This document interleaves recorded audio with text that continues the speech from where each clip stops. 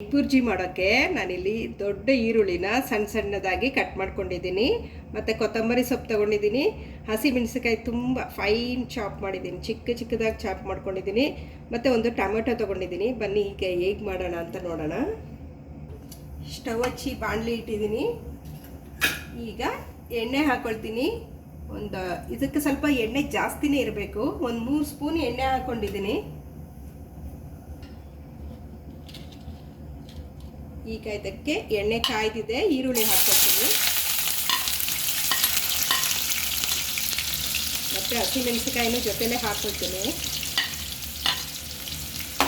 ಚೆನ್ನಾಗಿ ಫ್ರೈ ಮಾಡ್ಕೋಬೇಕು. ಈರುಳ್ಳಿ ಚೆನ್ನಾಗಿ ಫ್ರೈ ಆಗಬೇಕು.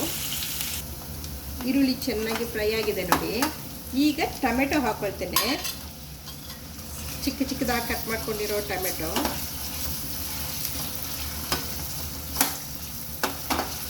ಇದು ಈರುಳ್ಳಿ ಜೊತೆ ಚೆನ್ನಾಗಿ ಬೇಯಬೇಕು.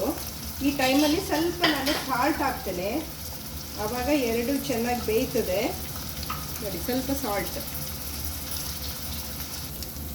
ಈಗ ರುಚಿಗೆ ತಕ್ಕಷ್ಟು ಉಪ್ಪು ಹಾಕ್ಕೊಳ್ತೀನಿ.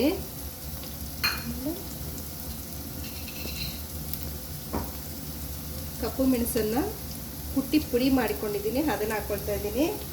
ಮತ್ತು ಇದಕ್ಕೆ ಹಾಕ್ತೀನಿ, ಸ್ವಲ್ಪ ಜೀರಾ ಪೌಡರು ಎಲ್ಲ ಹಾಕಿದಾದ್ಮೇಲೆ ಚೆನ್ನಾಗಿ ನೋಡಿ. ಹೀಗೆ ಈರುಳ್ಳಿ ಟೊಮೊಟೊ ಚೆನ್ನಾಗಿ ಬೆಂದಿರಬೇಕು. ಇದಾದಮೇಲೆ ನಾನಿಲ್ಲಿ 5 ಮೊಟ್ಟೆಯನ್ನು ಒಡೆದು ಇಟ್ಕೊಂಡಿದ್ದೀನಿ.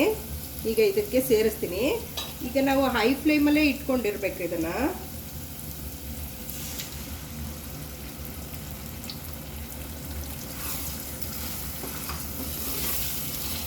ಚೆನ್ನಾಗಿ ತಿರುಗಿಸ್ತಾ ಇರಬೇಕು, ಇಲ್ಲಾಂದರೆ ಅದು ತಳ ಹಿಡ್ಕೊಳ್ಳುತ್ತೆ ಮೊಟ್ಟೆ.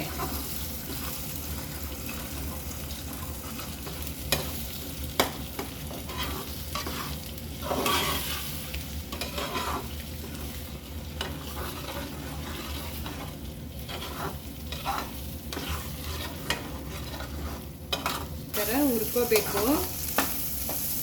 ಕೈ ಆಡಿಸ್ತಾನೆ ಇರಬೇಕು, ಇಲ್ಲಾಂದರೆ ಅದು ಕೆಳಗಡೆ ತಳ ಹಿಡ್ಕೊಳುತ್ತದು. ಮೊಟ್ಟೆ ಅಲ್ವಾ, ಕೆಳಗಡೆ ಇಟ್ಕೊಂಡ್ಬಿಡುತ್ತೆ.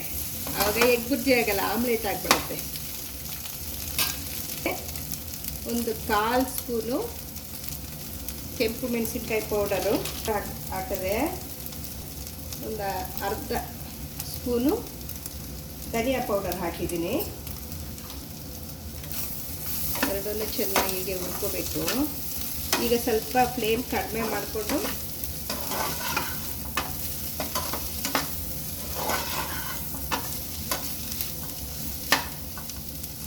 ನೋಡಿ, ಎಗ್ ಬುರ್ಜಿ ರೆಡಿ ಆಗ್ತಾ ಇದೆ. ಈಗ ಲಾಸ್ಟಲ್ಲಿ ನಾವು ಕೊತ್ತಂಬರಿ ಸೊಪ್ಪು ಹಾಕ್ತೀವಿ.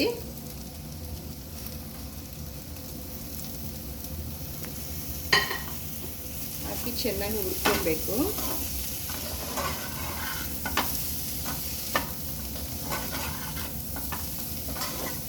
Egg bhurji is ready.